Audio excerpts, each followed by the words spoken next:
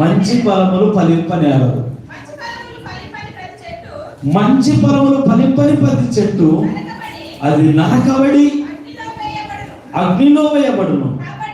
కాబట్టి మీరు వారి ఫలము వలన వారిని మీరు తెలుసుకోండి.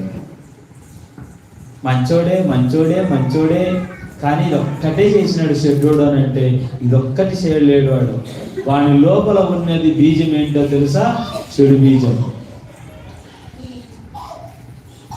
ఆమె మావాడు మంచోడు, మావాడు అట్టోడు కాదు ఇట్టోడు కాదు, ఆమె అట్టోళ్ళు కాదు ఇట్టోళ్ళు కాదు, మా బంధువులు అట్టోళ్ళు కాదు ఇట్టోళ్ళు కాదు, అంతా మీ వల్లే అట్లుంటారంటుంటారు.